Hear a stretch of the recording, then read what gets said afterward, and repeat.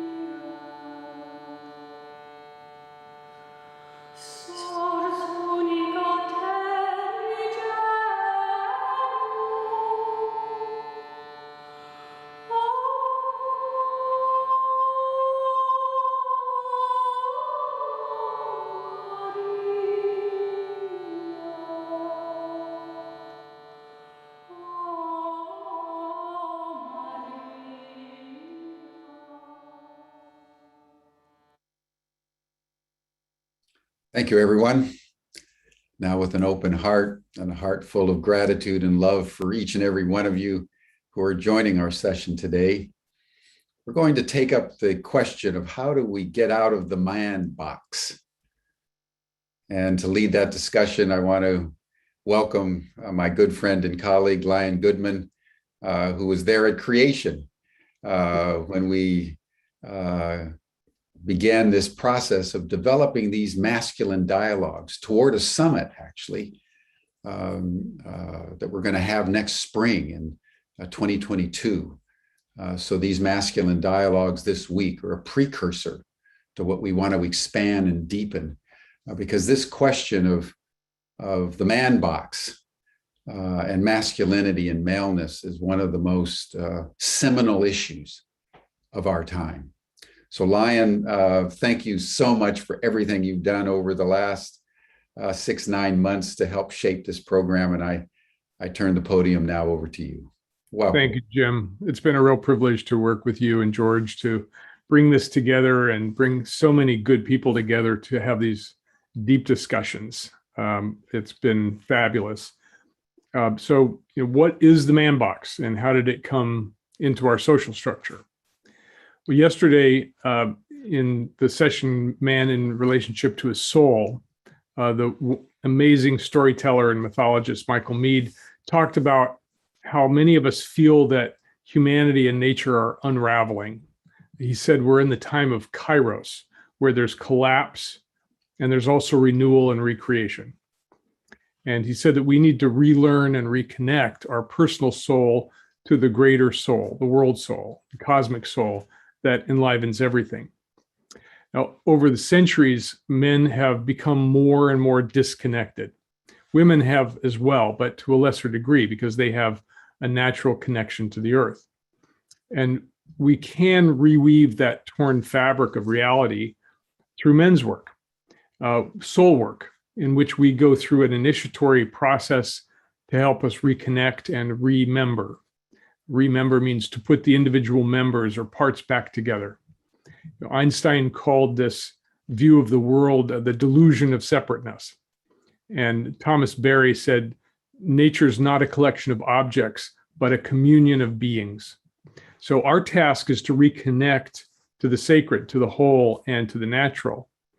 And we need to reconnect with our soul as well. So how did we get so separated? Let's look at some history. It seems that we stepped off the path of wholeness and soulfulness when science and the scientific method took over our understanding of the world. And it separated our direct human experience from what we call reality out there. Science, as a process, separates, it names, it analyzes things to get to know them. And it often forgets to see them as wholes inside of a larger whole, what are called holons. Everything is inside a greater system. So when there's only objects in the world, our desire is to use them, dominate them, and control our world. Where there's fear, control and domination seem to be a good antidote. If I can control something, I don't have to be afraid of it. So in this culture of separated into individuals, people are told who they are and why they're here by their parents, their culture, religious leaders, and we're taught that we are separate, discrete units. No wonder there's a crisis of loneliness and despair out there. We've lost our connection to each other and also to the cosmos. So if we look at civilization over the last 5,000 years, we formed walled off communities, walls to keep them out, the stranger, the dangerous ones, the animals, and to keep us safe. Those walls separated us from nature as well. And to keep a city-state running and functioning, control was necessary. So hierarchy came in as the most effective form for maintaining a large population, maintaining power and position and wealth for those at the top. And over time, control and domination appeared to be the answer to keeping us safe in general. So as Western culture industrialized, people started to be seen as machine parts instead of divine beings. And as we moved into the information age, we were seen as programmable computers instead of living connected systems. So over all this time, the role of men kind of got crystallized. We became separate components of a bigger machine, a military machine, an economic machine. And as civilizations battled each other for land and resources, men became kind of disposable things. They could be replaced by others if they failed or if they got in the way or if they were killed. In a military organization, you can't have or express emotions because that would endanger the mission and your fellow soldiers. So emotions got suppressed and you were shamed and humiliated if you do show weakness or emotion. So this is the historical foundation for the man box. And this has led us to our present world and our present civilization and the collapse we're feeling. People who are in boxes can't connect with each other or connect with nature or their soul. A man in a box can't doubt or question. He can't rebel against the power structure because he's caught inside of it. He has a role to play. We can't see what we're inside of. We can feel bad, we can feel separate, we can feel alone, despairing, even angry, but we can't share those feelings with other men in other boxes. So we've lost that deep connection to our own humanity, and we need to find a way out of that box. One of our panelists, Tony Porter, said in his TED Talk, A Call to Men, healthy, respectful manhood means valuing and respecting all people and respecting and valuing oneself by striving to live authentically.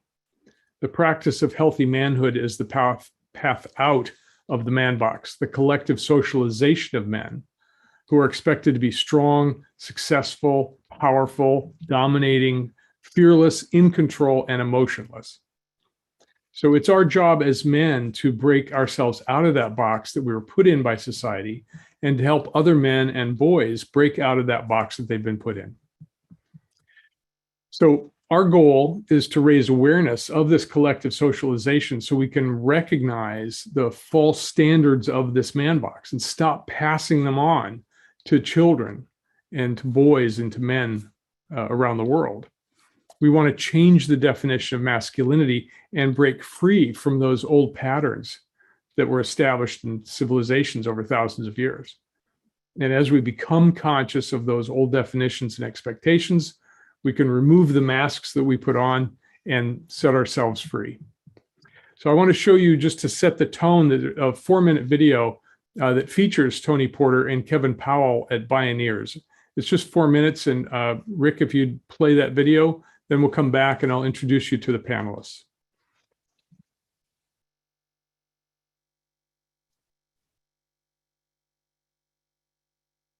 Talking to a boy, a little boy, about this man box, this collective socialization, and asking him, if he didn't live with this box, what would life be like for him? A little boy says to me, I would be free. Stop crying. Stop with the tears. Don't cry. Pick yourself up. Stop with the emotions. Don't let nobody disrespect you. Be cool. I only saw my father, my first introduction to manhood, 3 times in my life. The one time I went driving with him in his truck, inside of his truck, I'm 6, 7 years old, are images of naked women. And when he saw my discomfort at the nudity of these women, he just started laughing. This is what it is to be a man. The 3 most destructive words that every man receives when he's a boy is when he's told to be a man. Most of us who identify as males are still bombarded, just like I was, father figure or no father figure, with the same images. This is what boys do. We wear blue. This is what girls do. They wear pink. Boys don't cry. Boys have to be tough. Boys from early age start to police each other. We start to use sexist or homophobic or transphobic terms to describe boys who might be a little different than the so-called norm. Are y'all with me? It's this rites of passage many of us go through in our families, in our communities, all over the country, unless you have a parent or parents or an adult who checks you as a boy and says, this is unacceptable. And it's unacceptable to learn that to be a man is to be violent. Unfortunately, and I'm not proud to admit this, in college is where I began to become like my father. Irresponsible sex, reducing women to 2 things, again, caretakers or sexual objects. There were women who said to me, Kevin Powell, you're a hypocrite.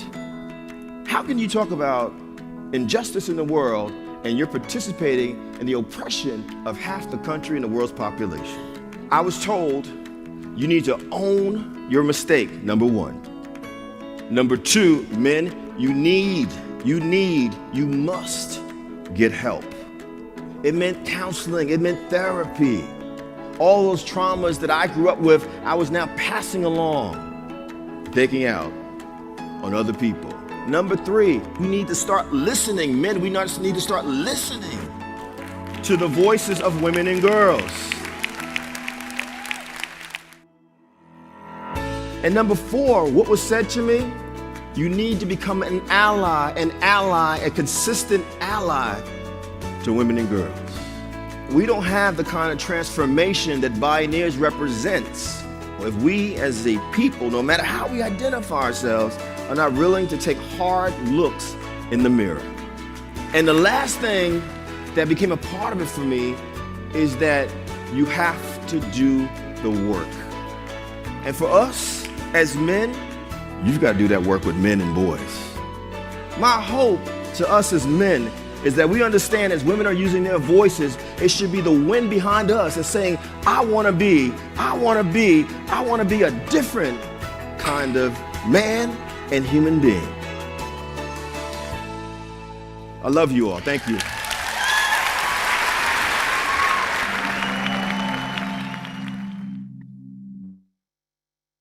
That really touches me because it lays out this issue that we're dealing with so beautifully. I'm now going to introduce our panelists one by one and ask each one to make a brief statement about this issue of the man box after I introduce them, their own experience with the man box, and how they see the situation today for both boys and men. The first guest speaker I want to introduce you to is Sean Harvey. He is Chief Compassion Officer at Warrior Compassion Men's Studio in Washington, D.C. He's got 20 years experience in organizational and societal transformation, having served on the faculties of Cornell, NYU, and Baruch College, teaching courses in leadership, management, and organizational change.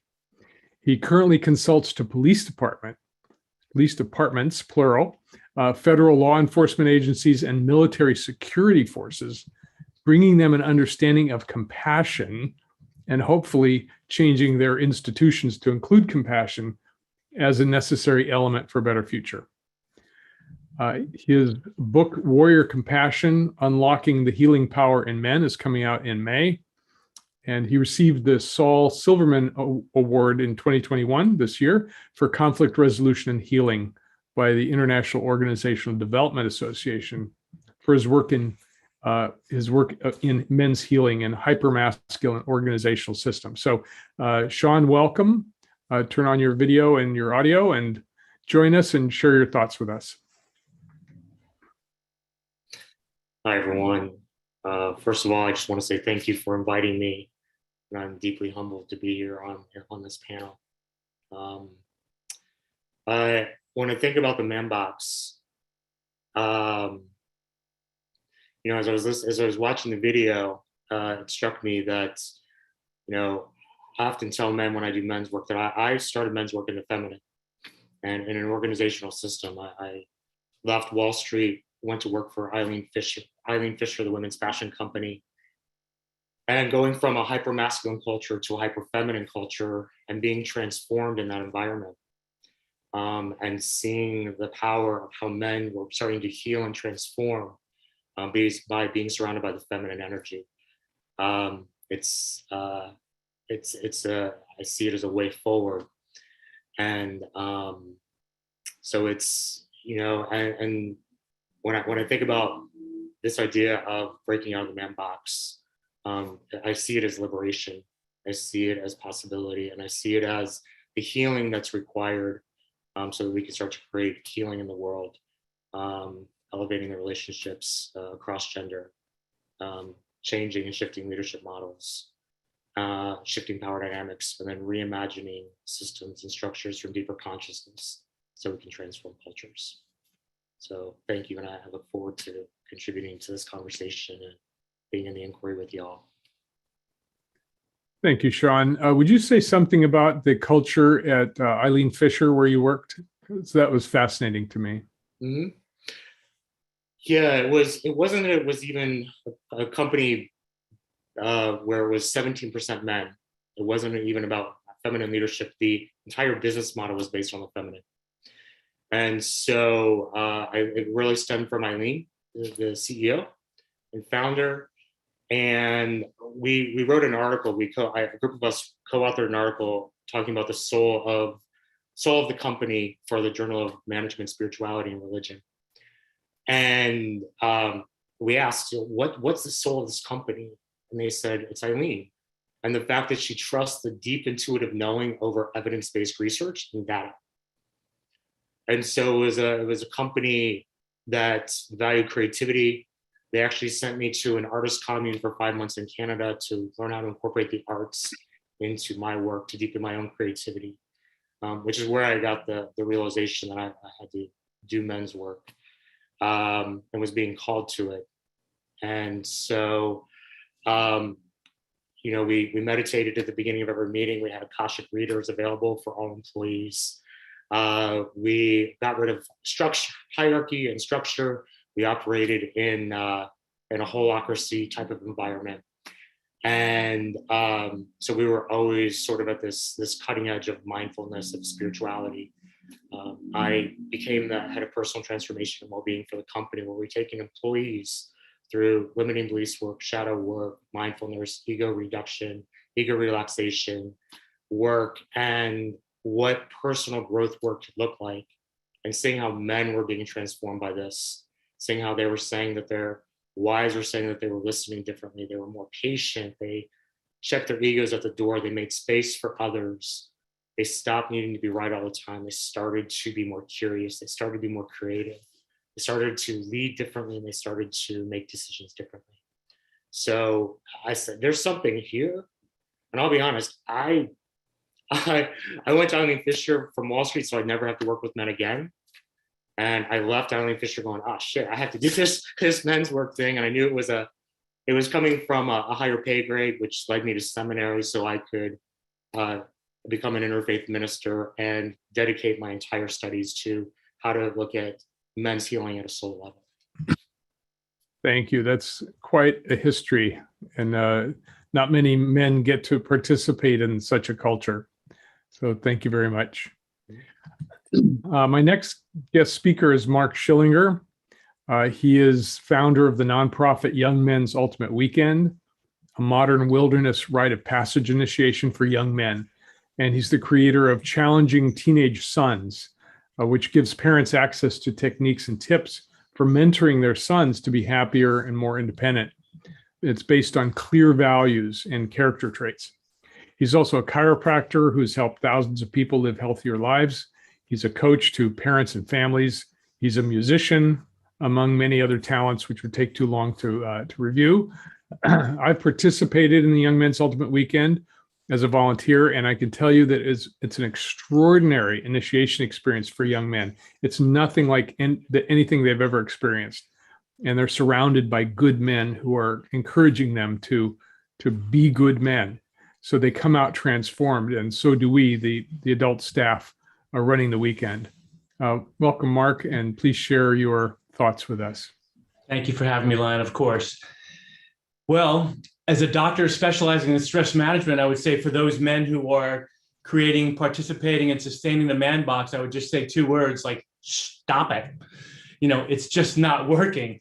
Lion, you gave a brief, introduction to the history of this. I like to see it as I had a chance to spend some time in Africa with a small clan, Samburu clan, and I just did a deep dive into what was tribal life like before the agricultural revolution. And, cooperation and respect, loyalty, these were virtues that were held in a high regard. And so, when the agricultural revolution hit and there was now all of a sudden a few men who had more than everybody else, and there was less cooperation and less caring. And that, in my mind, maybe even there was a good virtue or virtues of, providing and protecting. Maybe that's what they thought they were doing. Possibly that's what it was. I'm an idealist. I'd like to believe that. But it's really perverted, of course, as we know, into controlling and domination and greed. And so we've been living under the stress of this model for whatever it's been, 6, 8, 10,000 years, according to which book you believe. And we're in it more heavier than ever. And so there's a crisis that men are going through because we're literally dying from stress, from trying to keep up with the man box. And so we need to switch into a different way. So what I have learned by observing young men and adult men, for that matter, who are put into this container as strangers for 3 days, here's why it works. I like to call it making the deal. And this is the deal that I'd like for men to consider making, as well as young men who always take the deal. Number one of the ways out of the man box is to learn who you are, be authentic, which you mentioned in your introduction, Lion. Like authenticity to me is everything. So we have a saying that we say for the men and the young men: conformity without authenticity is calamity. So if men can learn and young men can learn how to discover who they are, their own authentic virtues and values and the behaviors that demonstrate them, they're already going to be on the way for personal growth and inner peace. Number two, part of the deal is that when men discover who they are and they can be happy within, then they're more likely to conform. So there are certain virtues and values like respect, cooperation, caring that men must develop. If it's not one of their personal virtues, they need to develop that. So I tell young men, if you make the deal where we help you be you, and then you learn the virtues and values that you need to learn in order to conform to the outside world, would you take it? And all the men and young men say yes.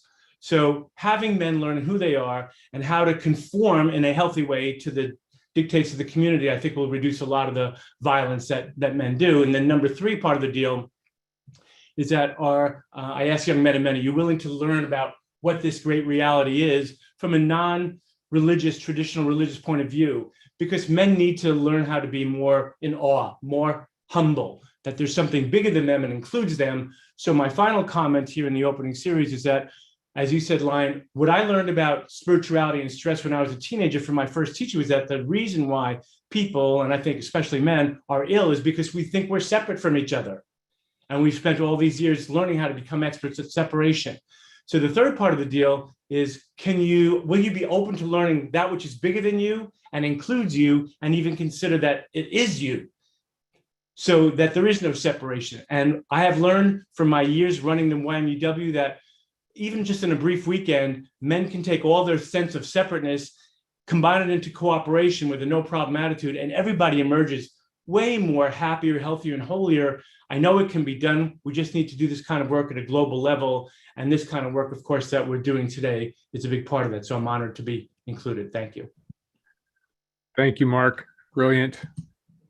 My next guest is Bill Kauth. Bill is a friend. He's the co-founder of the New Warrior Training Adventure of the Mankind Project that he co-founded in 1984. Since that time, MKP has initiated over 80,000 men into healthy masculinity all around the world. He's the author of A Circle of Men, the original manual for men's support groups. And in his role as visionary at large with MKP, Bill has seen the profound need for human reconnection that we're talking about, that people-to-people connection. And to meet this need with his wife, Zoe Alawan, who I've also known for too many years to count, he's delivered community building seminars and co-authored the book, We Need Each Other, with Zoe. So Bill helped me create the Shift Men's Initiation Program 10 years ago. And from my personal experience, he's a man of vision and values and heart and goodness. So Bill, welcome. Please give us your thoughts. Yeah, thanks, Lion. It's kind of delightful that between Zoe and I, we've known you for 45 years. And indeed, I'm one of the old timers in this. I just am. You know, I studied with Robert Bly way back in the old days. And, you know, my first break out of the man box was I was working for a social service agency in the very early 70s, and the women's movement was just cranking. And you know, one of my buddies said, you know, women's groups, men's group, let's create a men's group. We had no idea what that meant, but we did it. We had enough skills that we put this group together. And every Tuesday night, boy, it was just exquisite, just wonderful. And it was the first time that I was able to, you know, get outside of my competition with men and really learn to love men, to be intimate with men. It was just amazing. And that kind of, actually, it kind of colored the rest of my life, because internally I made a commitment, boy, I'm going to create men's groups all around the world. You know, what a vision. So, so come 1984, I'm a feminist therapist. Again, kind of like Sean, you know, my entry into this came through the women's movement. And I was invited to the Wisconsin Feminist Therapists annual meeting, and I was the only guy out of 125.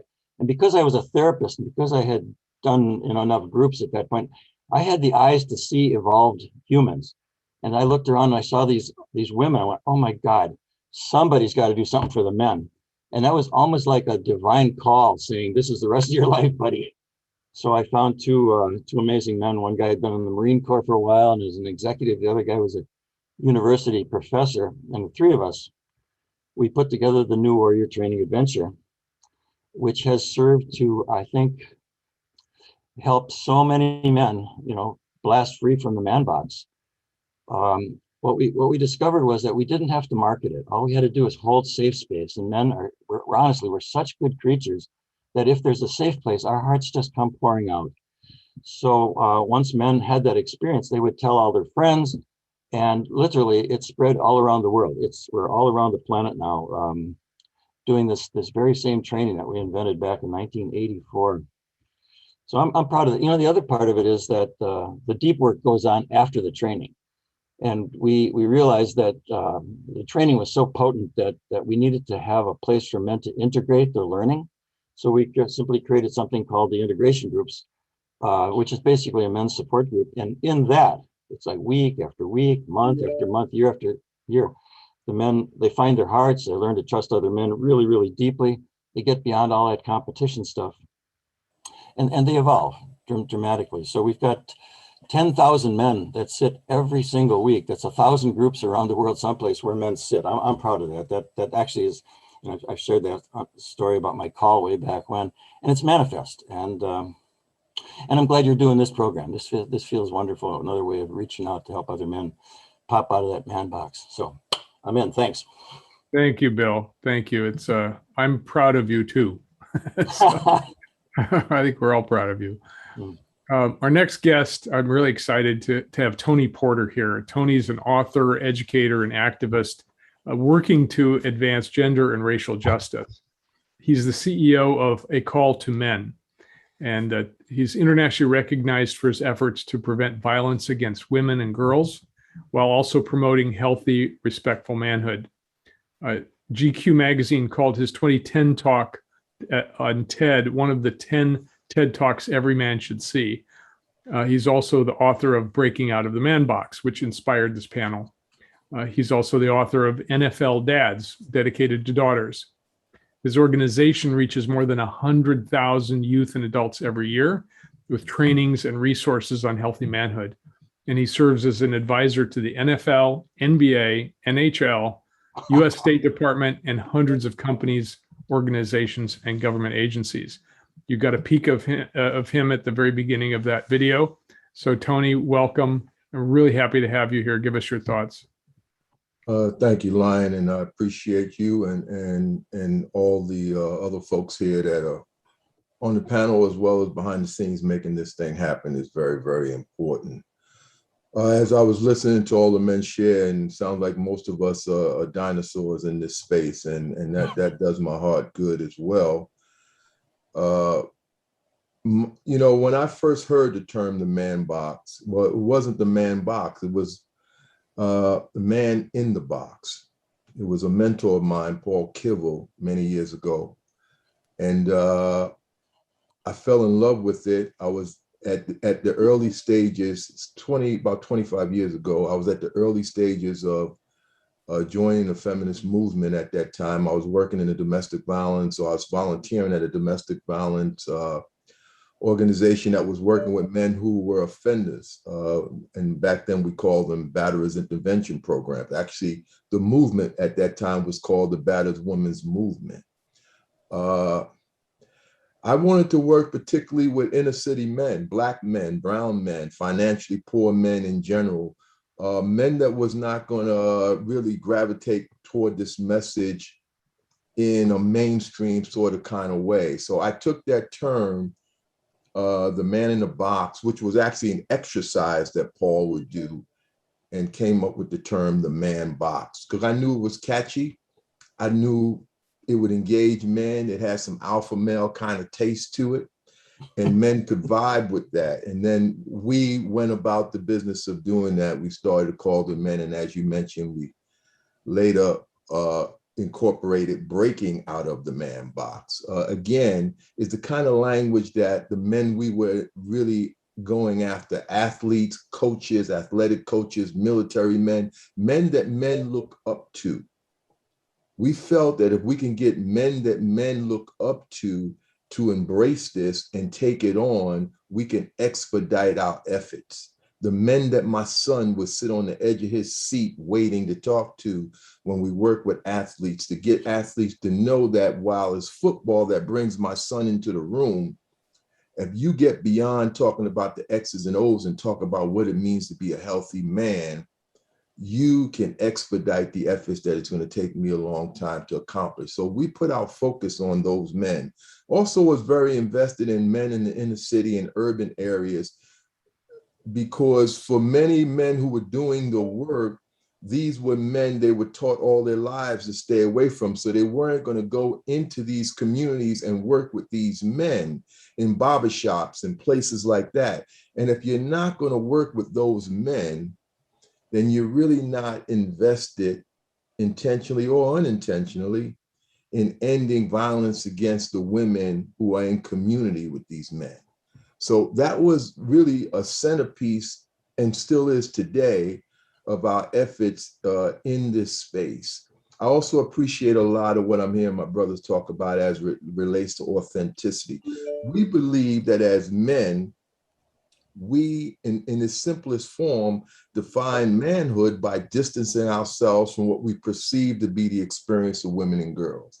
And what that distancing results in is, one, having a lack of interest in their experiences, far too often outside of sexual conquest, which really creates this majority of men who remain silent to the atrocities that women are experiencing at the hands of men. That lack of interest over the years, as we grow into adults, kind of seeps in a way, or becomes concrete in a way that we remain silent to so much. We care about the women in our circle, but women in general, we don't put a lot of investment in. Also, this distancing creates this lack of authenticity in men. We become a role self, ROLE, instead of our whole selves, WHOLE. It's very difficult to break out of this box and just be our authentic selves.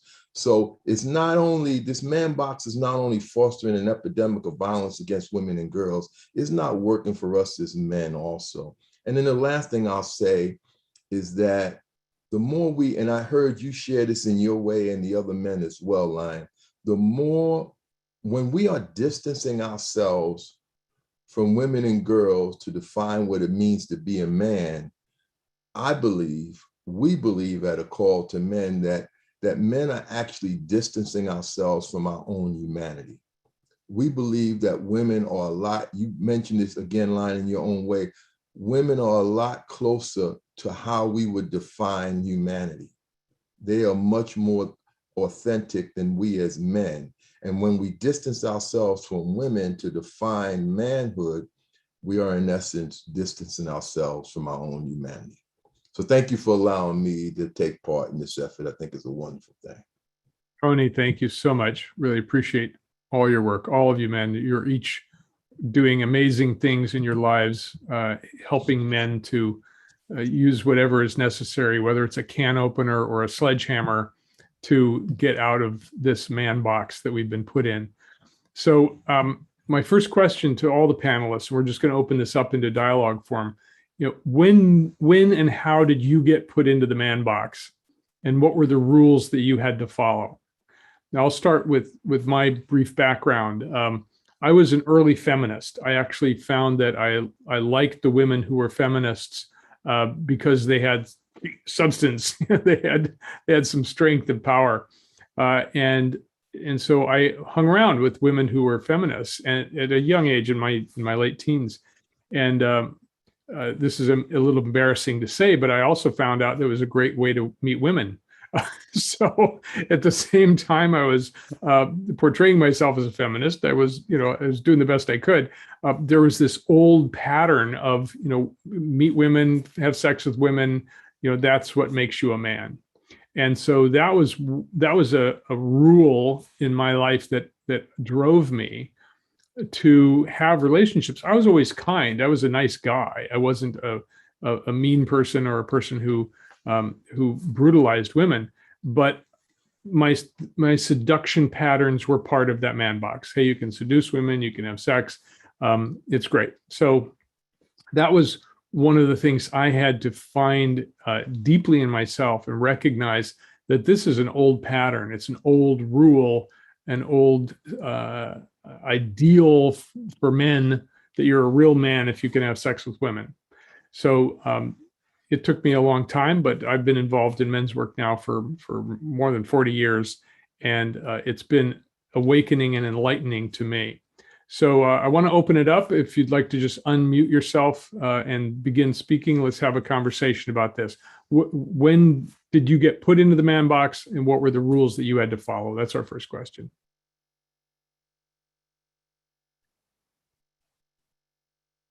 Please jump right in.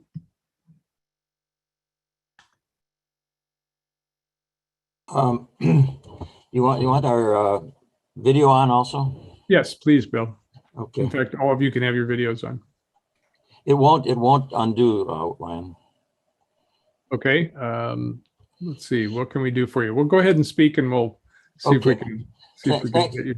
Oh, no, Try no. it. Okay, now here's Try the- it now, Bill. Okay, there we are. We're good. Thanks for sharing your own kind of shadow piece in that line. We used to call it the old liberated man hustle. Oh my God, I am so ashamed of what I did during that period. You know, I was actually terribly hurtful, and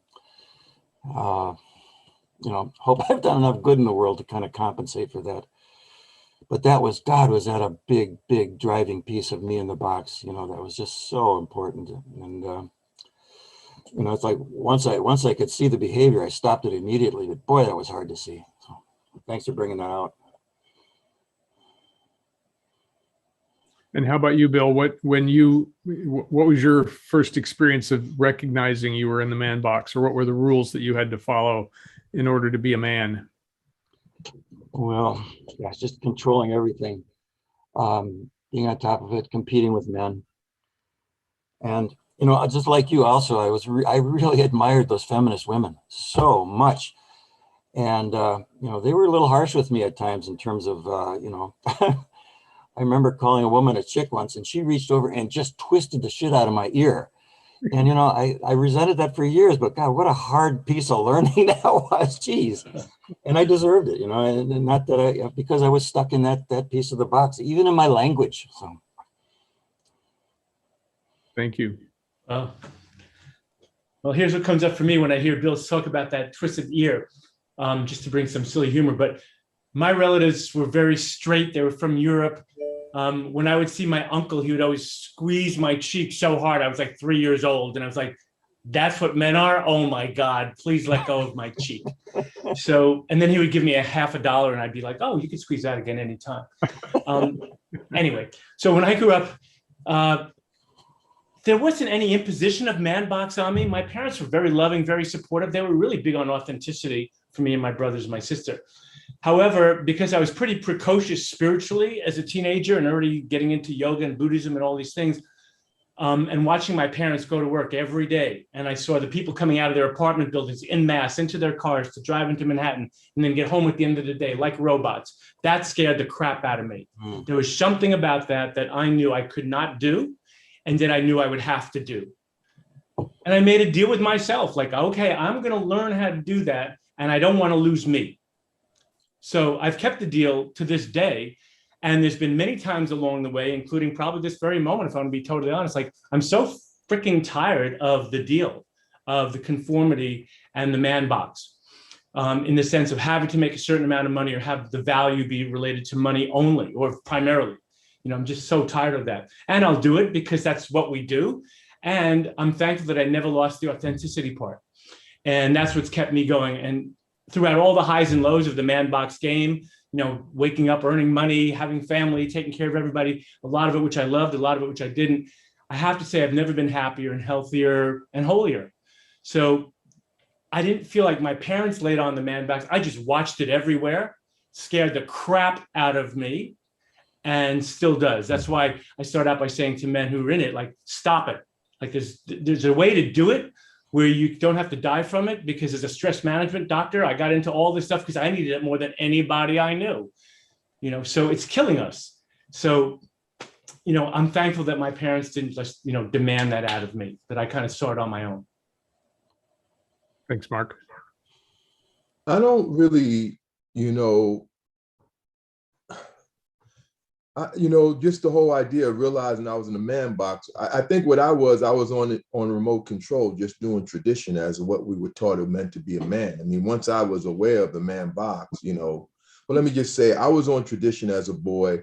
I'm an inner city kid. I grew up in New York City between Harlem and the Bronx. And I was involved in a lot of inner city stuff, street gangs, and I was a chameleon in some way. I could be in the street gang. I was a drummer in a band. I exploited the girls in the neighborhood. I did inappropriate things. For me, it was more about what was inappropriate as well versus what was appropriate, or what was appropriate versus what was inappropriate in my behavior. And my parents would challenge me around that, but it was never about manhood. I was just kind of on remote control, just doing what men do, what boys do, what I was taught to do, and kind of living my life that way until I got into early adulthood. So I did not really, it was not like being taught about the man box, but it was, I followed all the rules. Yeah, I followed the rules. I was tough. I was a tough kid. I was an aggressive kid. I was controlling. I objectified women. I followed all the rules of the man box in my teen years and into my 20s. And just kind of being on remote control, not really understanding that, you know, while operating as a man, which meant within the norms of manhood, not really understanding that manhood itself was even at play. Mhm. I think that's really important, Tony, because the man box is invisible, right? It's not something we're aware of. We're inside of it and we don't know we're inside of it. And a person who's in prison and doesn't know they're in prison can't escape. So there's a kind of awakening that's needed to first recognize that it's like the mimes, who say, oh, there's a box here and I can't see it. And so the question is, how can we awaken from that? It's like, what was it that awakened you, Tony, to recognize that you were inside an old rule set and it wasn't working? Well, actually, I had started doing anti-racism work. I was a social worker and running an alcohol and drug treatment program in New York State. During that time, we were repealing the Rockefeller drug laws that had mass and mandatory mass sentencing and mandatory sentencing and putting people away for long, long periods of time without parole, largely Black and brown and financially poor people. And I was involved in that work. That put me in the same spaces, because when you're doing anti-oppression work, and here we're talking about racism, it puts you in the space of people who are also doing or working toward other forms of group oppression. And I'm really big and have become very, very big on the intersections of group oppression. You can't end racism while doing sexism. You can't end sexism while doing heterosexism. You got to really, while you might be passionate about one form of group oppression, but you got to be educated about the others and an ally to the others as well. I would find myself doing anti-racism work in spaces with women who were doing anti-sexism work. And they began to challenge me on my sexism. They seen something in me also. They were beginning to really understand that while historically for them in doing their anti-sexism work, that men have been a nuisance, men have been a problem, men have been a distraction. So they were going about the work on their own. But they were also coming to an understanding that in order to truly have an impact toward ending sexism, men had to be at the table. And so they began to engage me. I was a good public speaker. I was an engaging man, and I was the kind of man that men would listen to. And so women brought me into this space to begin to educate me. And I became very attractive to the anti-sexism work, because doing the anti-sexism work, I could now do what I was asking primarily white men to do as it related to anti-racism work.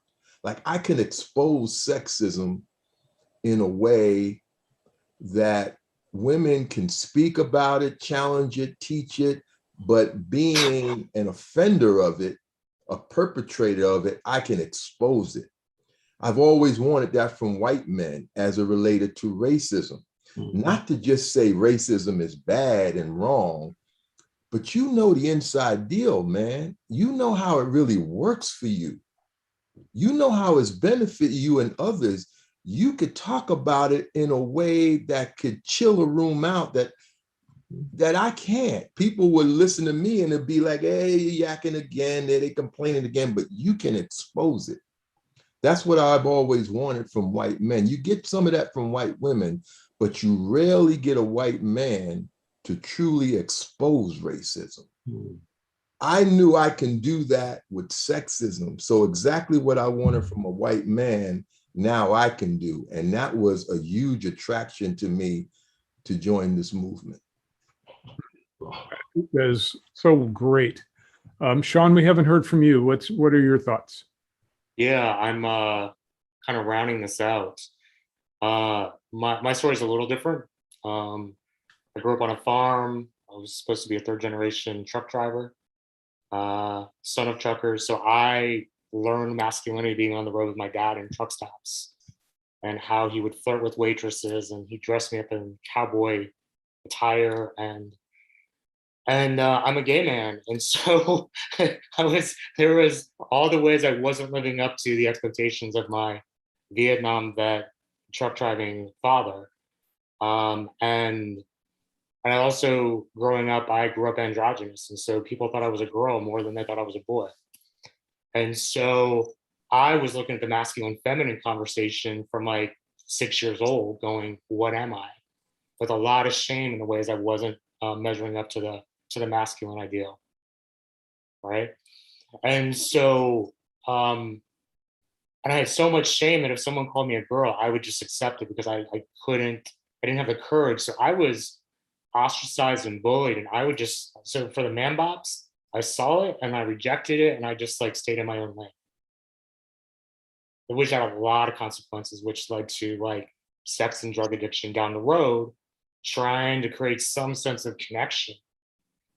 And once I graduated high school, moved to Chicago, and then I went into hyper-masculine mode because I thought that was going to be the answer. And I realized that's not the answer. So, and then pretty much I'd say I was wounded in my teens and young, I lived my 20s in the hyper-masculine. I started to recalibrate in my 30s, started doing the healing work with myself and others in my 40s. Yeah, it's, I think I lived from that place of never living up to this ideal and really looking at the shame, the constructed identity that we create to try to fit in and try to belong. And the self-destructive behaviors that we have when we're not measuring up. And the way that translates for ourselves, and then how that translates in the way we treat others, because we can't, if we can't experience the love for ourselves, we're not going to be able to experience and share that love with others. And so for me, this work always comes back to when we get out of the man box, we're liberating ourselves to learn how to love. Beautiful. I think it's important to point to belonging as one of our key needs as human beings. We're social animals. If a monkey is pushed out of the troop in the trees, he's going to be dead. And so, so this need to belong is really a core survival requirement. And so we will do anything to belong. And the best way to belong to a group is to accept their ways and their processes and their beliefs. That means you're a part of the group. So we're naturally oriented toward joining a group, being part of the group, taking on their behaviors and their mannerisms and their beliefs. So it's hard to push against that, because pushing against that means I could die. That's what one of the things I teach in my courses is that this sense of the need to belong drives so much of human behavior. And so whatever group you're put into or find your way into, that's going to be your behaviors. It said that we become like the 5 people we hang around most with. And I think that's accurate. So as boys are developing, they're looking for that belonging. They might find it in sports. They might find it in music. They might find it in art, or they might find it in, playing chess or some intellectual pursuit, but that they're trying to find their place. And I remember that I grew up lonely and alone. I didn't know how to make friends or be a friend. And I was observing other people, like how are they doing that thing they do? How are they behaving? And maybe if I learned it, I could do it too, and I could be normal. Fortunately, after 40 years of study, practice, and research, I found out I'm not normal, and that's okay. But this normality, I want to be part of something. So when you were growing up, what brought you, what was attractive to you to belong to? And if you could communicate only one or two or three things to the young men that are out there today, what would you want them to know as they're growing up? A number of you have said that already, but I just want to open the floor to your thoughts about these topics. Brian, I'd like to just begin with, because I've worked with thousands and thousands of young men directly, we have to provide a way for them. If there's one thing I've learned after 50 plus years of traveling the world, inner and outer world, the people that I admire the most have a way. They're not making shit up on the spot. And I have learned that young men, they can sniff who's making crap up, especially bad crap. So we offer them a way. And you're familiar with this. We call it the right way. It stands for 5 virtues: respect, intelligence, gallantry, humor, and true. And we give them 1-sentence definitions. So we're inviting them into a way. And then we tell them that the way has 3 parts. How do you respect yourself, respect the other, respect reality itself? By giving young men a way, what we've learned early on is that most of them actually will adapt to the way because they agree with the way. And the ones who are more outliers, outcasts in a certain way from their families and their community, the more tougher traditional young men growing up who need to prove themselves and get into excessive behaviors of either violence or just disrespect, whatever. Most of the time, those young men, by the end of the weekend, will conform to a way. Because when they see a majority of the young men adapting to this way, because we give them plenty of space to be authentic and while conforming to what needs to happen, then those young men who are growing up and buying into the man box and its most negative aspects of domination, greed, and hatred, most of them, by the end of the weekend, have actually transformed because they want to be with the majority. So I just want to make that, I've observed that over 20 plus years of doing this work in front of thousands of young men, that if we offer them a way that they can understand and see other men doing, then they'll buy in. So at the Young Men's Ultimate Weekend, all the volunteers, all the adults are displaying, they're doing the monkey see, monkey do. They're displaying how to behave according to those virtues. And it's not very long before the majority of young men buy in. And then by the end of the weekend, most buy in. So I just wanted to say that what I think is missing in the world is that we don't have a way for men. We don't have a way for young men that they can check out and have direct experiences with a way and see if it works for them. So they will join gangs. They will, because those guys have a way. And if they get self-respect from it, they're in. So we have to get them early on into a way. And certainly the work that I do is teaching families how to develop virtues that they can all live by and develop their own way. Thank you. Yeah. Thank you. Thanks, Mark. I've got 35 years of observing that in adults. The men come through the warrior training, and it's deep and powerful and fierce. But then they get into the follow-up group, which we call the integration group. And within literally within a couple of months, they're wondering, what the heck was these things I used to call friendships? Because with a safe container, you're calling it the way, we call it a safe container, they find the capacity and the ability just coming out of them to relate from their hearts. So I've honestly been watching that for 35 years. And within a year or two, guess who their best friends are? The ones that they've got this safe container to share their intimacy, to open their hearts with. Yep. And then that generates community as they bring their wives in. They become social beings. So in the same way that you're creating that way, that's the way that we've been inviting men into. And Bill, did MKP had a program for young men, didn't they, or an associated? Oh man, we spun off all kinds of different things, and Boys to Men was one of the big ones. And that's kind of spread around the world also. And that's where the adults come in as mentors for the young men. And they hold a space not unlike the New Warrior Training Adventure, but more adapted to teenage boys. So that's been a very powerful force also. And do you know how many teens have been through that program? I really don't. I'm separated enough from it that I don't have any of the specifics. Yeah, thank you. By the way, I want to mention that we're watching the chat box carefully, and we really appreciate your participation there on the chat box. So thank you for your contributions and your thoughts as well. They are all read and they are all noticed. Who else would like to talk about this topic? I would. The word that keeps coming up for me is where you started this, which is inquiry.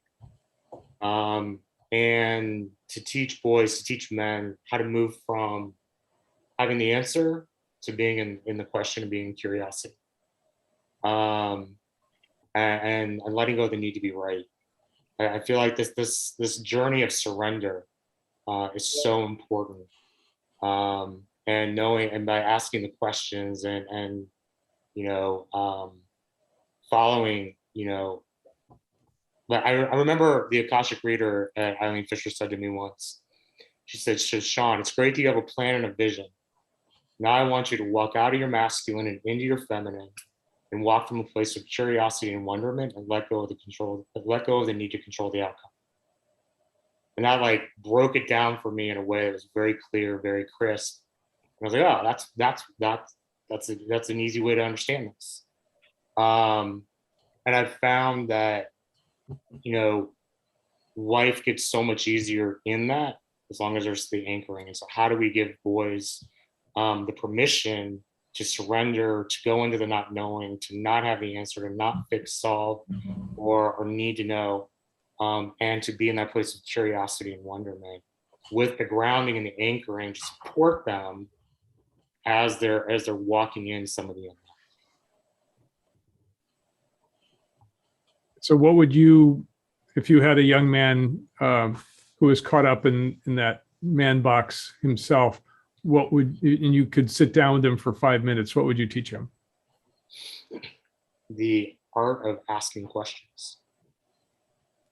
The art of asking questions, the art of being curious. And I think you can do that in some playful ways. And then to break it out of there's one way and there's multiple ways, and really seeing the multiple ways. I think ultimately this work is about helping boys and men discover the truth of who they are. Not that there is any definition of what they're supposed to be, taking the shoulds out of the equation to say, at your essence, in your highest self, who have you come into this lifetime to be? What does that look like? How do you love that person that you are, the humanness within you, the human within you, your humanity, and to understand why you're here and what you're meant to do in this world, in this lifetime. Beautiful. That has been my path, is trying to figure people out and wondering, why do they do that? Why do I do what I do? Why do they do what they do? What is going on inside that person's head? So curiosity and wonder is a great opening for the mind. Who else would like to contribute to this? So the thought that comes up for me, I was talking earlier about distancing.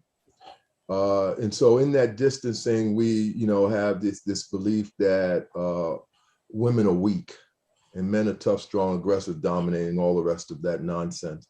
But that whole notion of women being weak really runs deep with we as men, as male identified folks. Like, we don't even use the word weak in relationship to ourselves. We come up with other ways of saying, I feel weak. Most men do not use the word weak in relationship to themselves. When we are feeling weak, I'm tired, I'm this, I'm that, we don't say weak. And then there's this relationship with asking for help being viewed as a sign of weakness. And so what does that translate into? Men not only don't ask for help, we don't offer each other help. We'll offer women help, but we don't offer each other help. We don't accept help, and we don't ask for help. And so help is viewed as a sign of weakness. Weakness is viewed as something that's in the experience of women and not in the experience of men. And so this whole notion of help, our boys, we as men to boys, we go a lifetime of not asking for help when in need. We don't practice preventative medicine, again, asking for help. We'll go to a doctor if somebody forces us to go to the doctor. And even when we're there, we don't tell them fully what's wrong with us. A lack of emotional intelligence, what comes with the fact that the only emotion we give each other permission to share is anger.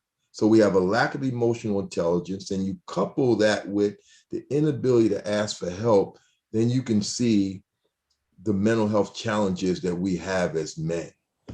So there's so much around this thing about the inability to ask for help. It's an inability, but it's a choice, but it's a choice made out of our collective socialization. So for me, it's very, very important, as with my sons, other boys, and men in my life, and into a society of men in general, when we talk about breaking out of the man box, that it is okay to ask for help. Asking for help is a sign of strength, not a sign of weakness. Yeah, that's great. As it was said in the film, the 3 words that are most damaging to boys is be a man, right? That means whatever you're doing, whatever you're being, whatever you're feeling is not manly. And so that was great. I think we need to shift all of that definition of what a man is. And maybe we should be asking, what is a human? Exactly. In the city line, there's a term, it might be expand that, but I know it's an inner city term where we would say, be a grown man, or boys or young men would say, I'm a grown man. Right. And and what that actually lends toward is the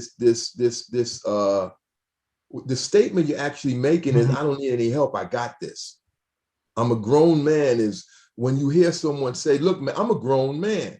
In essence, what they're saying is, I got this. I don't need any help. And I remember sitting with a group of actually rookie NFL football players, because someone kept saying grown man, grown man. And we said, let's unpack that.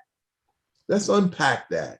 And when we got through unpacking it, we landed at a place where a grown man is actually an alone man, right? When you keep digging in that you're a grown man, what you are in essence doing is pushing people away from you, and you're alone in that place of not asking for help, offering help, or accepting. And it is a lonely place that many of us find ourselves.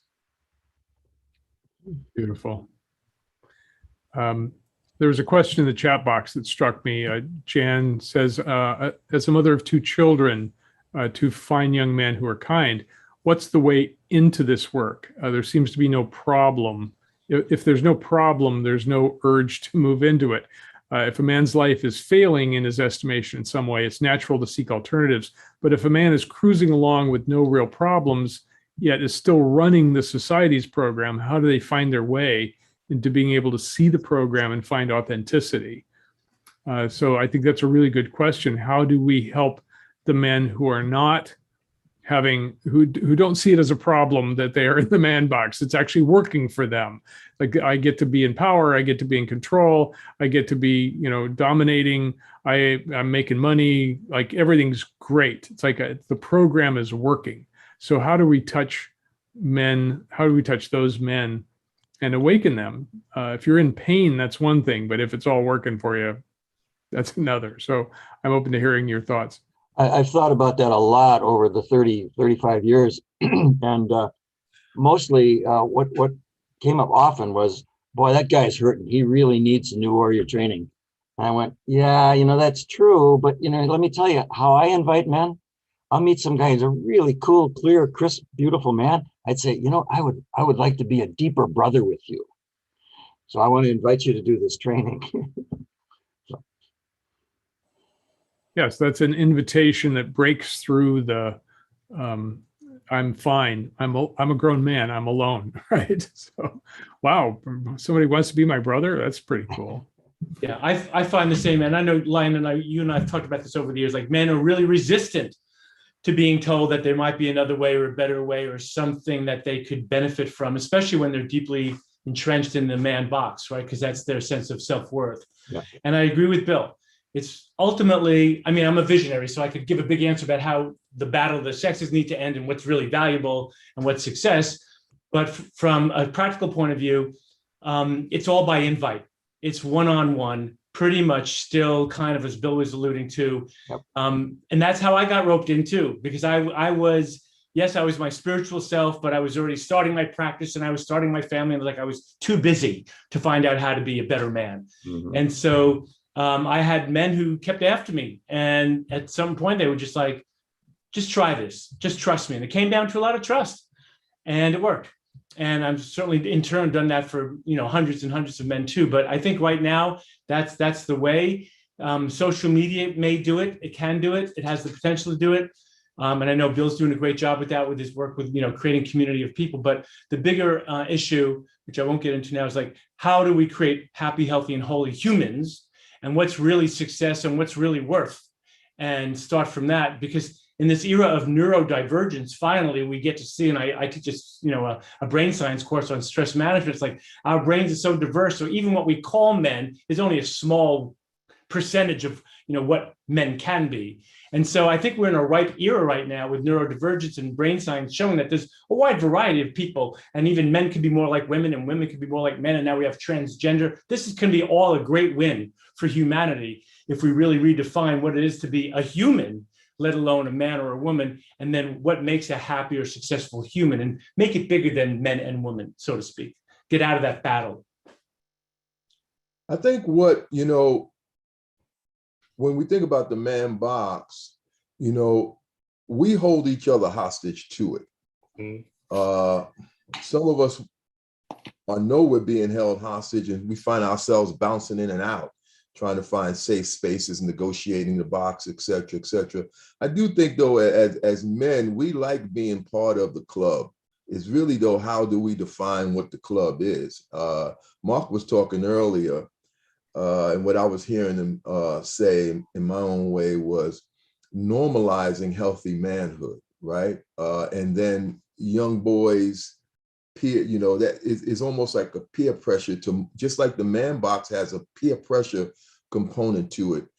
We normalize healthy manhood, and now you stand out as someone that's not part of how we're defining manhood. And I am one of those persons that want to move away from manhood to just being a person, right? But while where we're at right now is, the more we normalize healthy manhood, I do believe one man at a time. I'm down with that concept, but I also believe that normalizing healthy manhood is another way to bring men into the fold, even though he's grooving, doing his thing, living his life, loving it and all of that. But he's seeing this critical mass of us that's saying there's more to it than that. I believe that gauges the interest of men as well. True. Beautiful. I want to, Sean, just one second. I want to invite Jim and George to just add their thoughts to this conversation. We've got about 10 minutes or so. So Jim or George, would you like to add anything? And then we'll come back to Sean.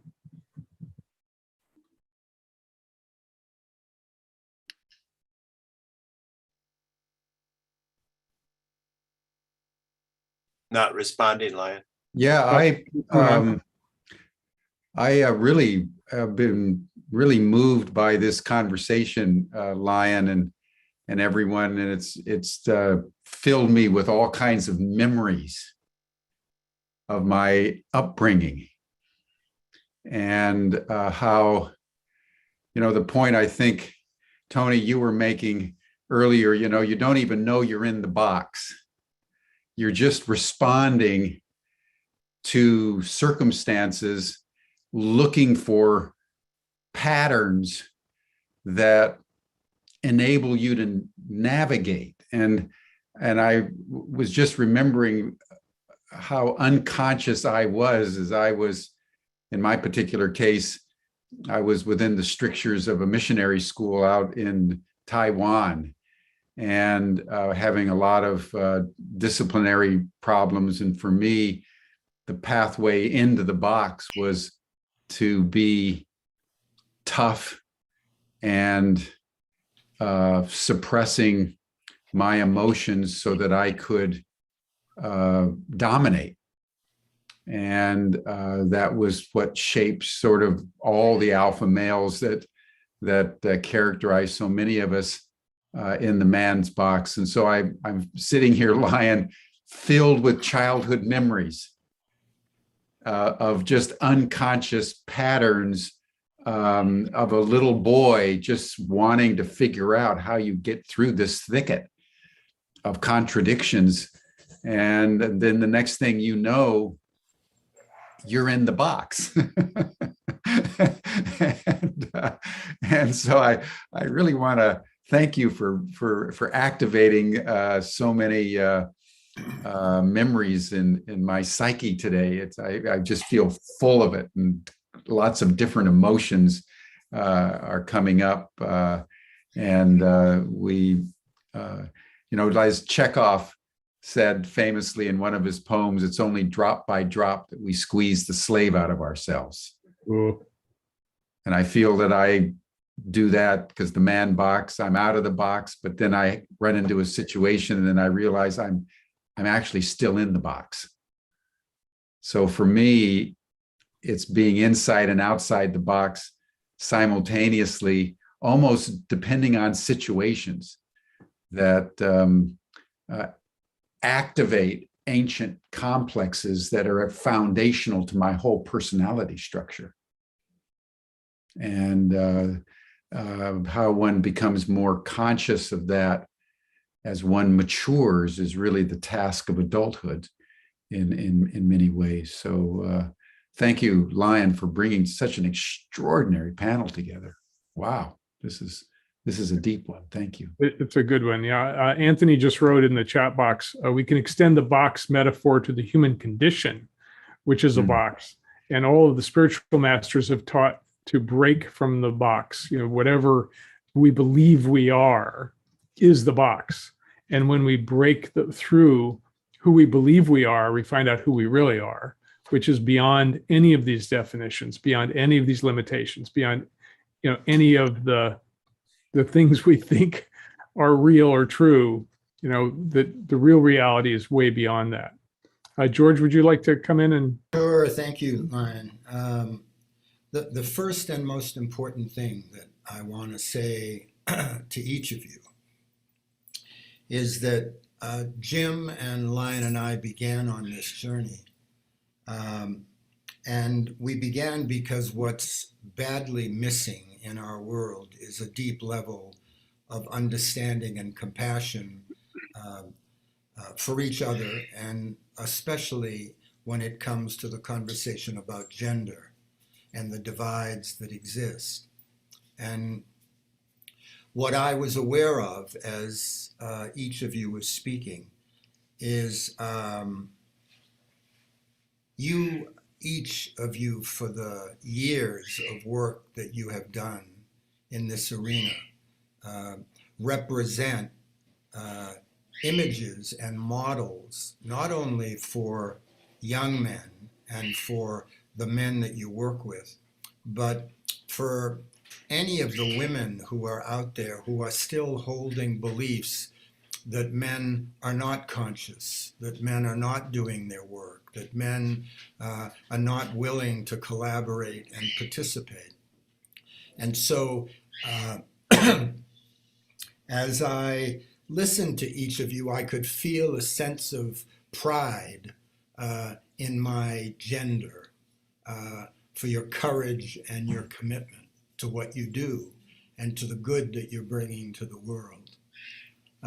I too, like Jim, find that it's not something, it's not a stepping out of the box once or twice or 100 or 1,000 times, because all of the inclinations and the learned behaviors are there.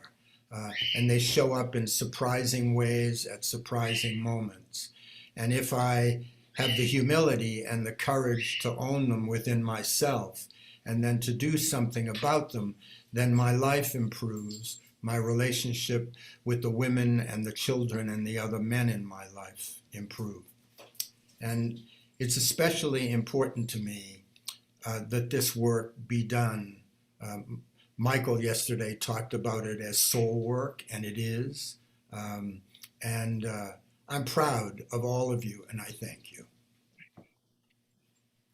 Thank you, George. Sean, I cut you off. I wanted to bring you back in for a last comment. We're going to wrap, so you could each give a brief last comment. Thanks.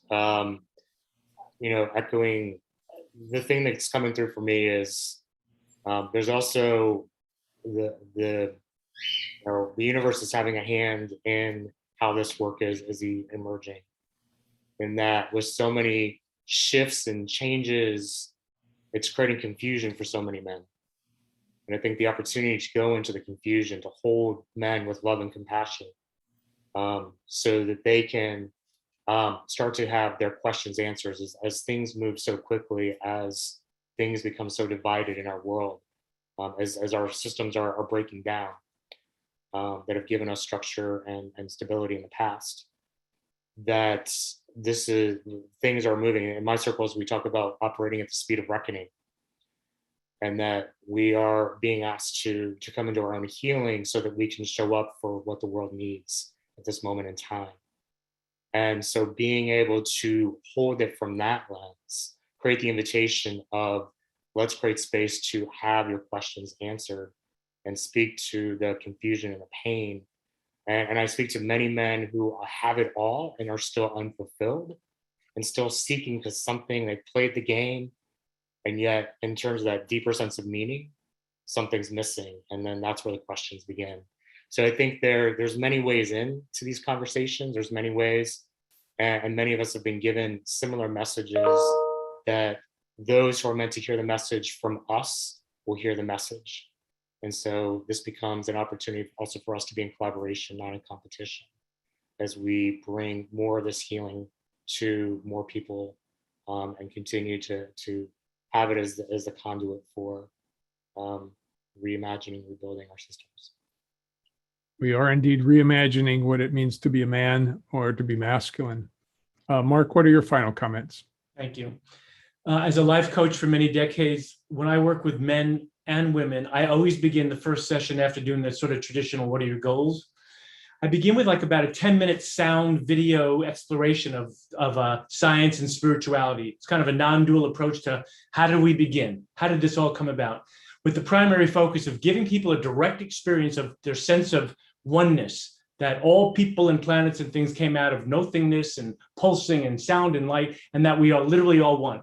Most of the time, at that very first session, people will have this amazing revelation, men and women equally alike, tears in their eyes. Like, I always wanted to know this or understand this, but I didn't know how to articulate it.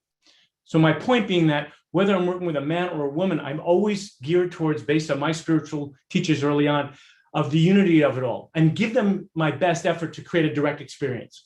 From there, then I can help them discover their virtues as their soul, like they are the reality itself, or God, or whatever they call it. They are that. They're not separate from that. Discover who they are, and then develop certain virtues to help them have better relationships and make it in the world. Point being that once people have a sense of oneness first, diversity is a lot easier to handle. So we talk about non-duality and duality. They're both equally real. I see that men and women get along really well, certainly the ones that I coach, either as parents or just in relationship, when they can always retreat back to we are one first. And what are the virtues like respect, cooperation, loyalty, care? What are those virtues that'll keep us in that oneness place so that we can use them to approach all the challenges that humans have? So to me, I'm so thankful to hear everybody on this panel, and I'm watching all the chat, sees that it's what does it mean to be human is the real issue. Appearing diverse, and how do we all keep it together so that everybody can live their true potential is what I'm seeing. Thank you, Mark. Bill, final comments?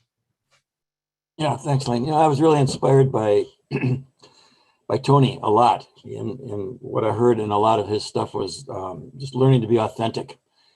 And just a little personal story. About 3 years ago, one of my best friends here in Ashland was having a real hard time with a powerful woman that he was his girlfriend, and he just wasn't feeling the So it was time for him to do the New Warrior Training Adventure. So I said, look, Jack, if you do it, I'll do it. I'll come and I'll staff.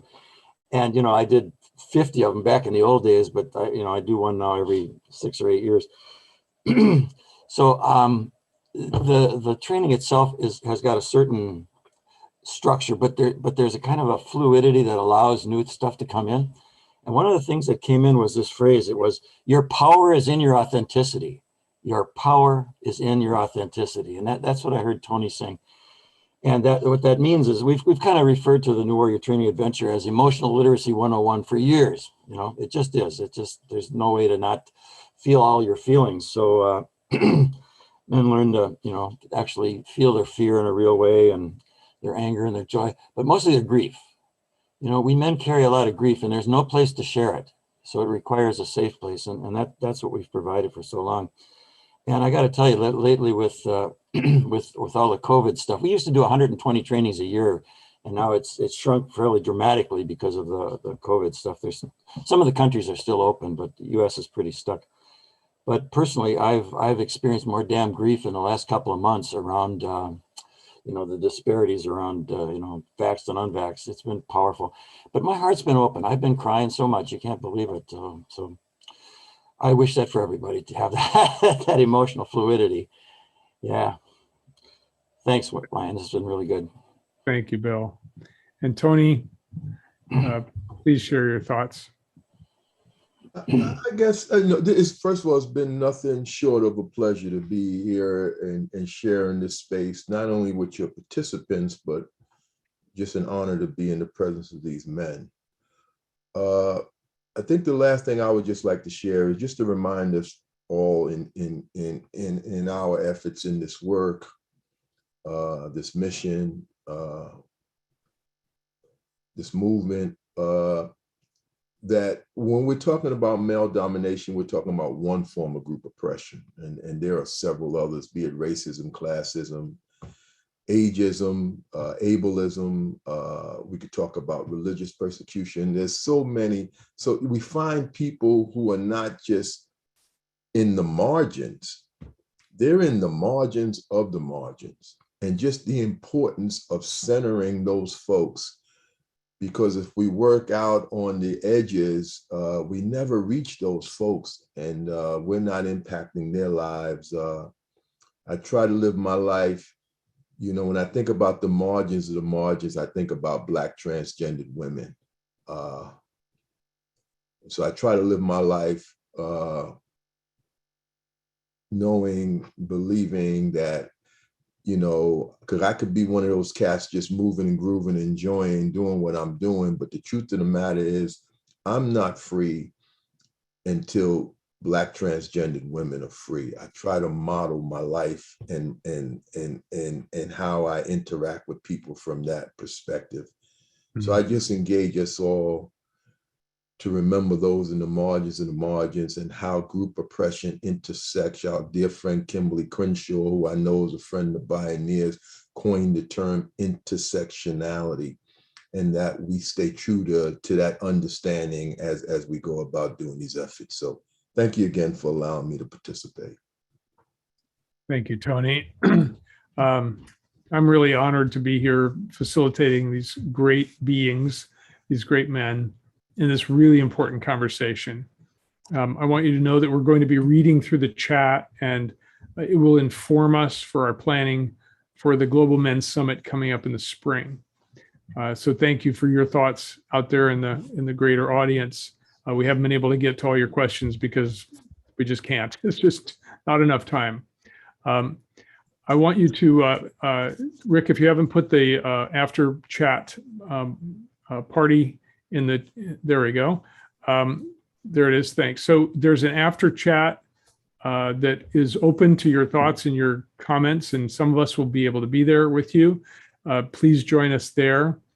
The next two panels coming up, one this afternoon at noon Pacific time, George Caponelli is going to lead a panel about men in relationship to women.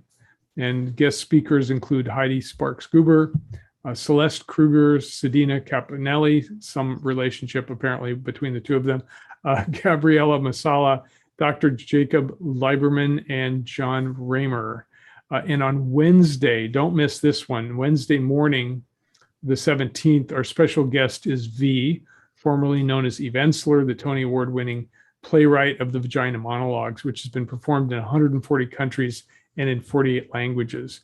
She's going to be discussing her new book, An Apology, about apologies from men to women. So please join us for these and all the remaining sessions. You can find the complete listings at humanityrising.solutions/schedule. We'll put that into the chat box as well. The videos of these talks are on YouTube for 24 hours, so you can catch up with the ones you missed. We're also offering a complete library if you want to watch them at your convenience. So be sure and register for all the information at themasculinedialogues.com. And let's see, I'll put the link to the YouTube page in here. And there you go, there's the YouTube page. So please join us for the after chat. Jim, I'm going to hand things over to you to complete the program. Thank you, Ryan. And thank you all. This has been so rich and deep, and it's I found it very profoundly moving. It's one of those experiences where your whole life passes before you in an instant, especially as a North American white male, to realize afresh, as I have over the last hour, just how much in the box I still am, and how much consciousness I still need to attain. And, I think we have a lot to think about as we go into these next sessions, because, one of the things that keeps us in this box is our relationships to women. So George is going to convene an equally powerful a panel in a couple of hours at noon Pacific. And then tomorrow, as Lion said, we'll be talking with Eve Ensler. And that woman went through the man box with all its cruelty from her own father, who never apologized for his abuse. And somehow she came through it. And what we're going to be discussing is the apology that she kind of fantasized in her mind that she always wanted her father to say to her, and he never did. So what is forgiveness when there's no apology? What does apology even mean out of the depths of cruelty? Now, what does forgiveness mean? Is forgiveness an act of will? Is forgiveness an act of grace? So these are the kinds of issues that we're grappling with. And again, just to conclude, we're doing it in the spirit of truth pursued, not truth possessed. So that we just really are trying to open the questions, everyone, because it's as we live in the questions that we transform our souls. It's not through answers, it's through questions that we engage in the transformation, the enlargement of our souls. So that's the noble purpose to which our masculine dialogues are dedicated. So Lion and colleagues, thank you so much. We'll see you in a few hours at noon Pacific time for man and his relationship to women. Please join the after chat. Please join the after chat if you'd like to share your thoughts and your comments with us and with each other. Thank you, gentlemen. It's been a superb pleasure. Beautiful. Yeah. Beautiful. Thanks so much. Bye for now.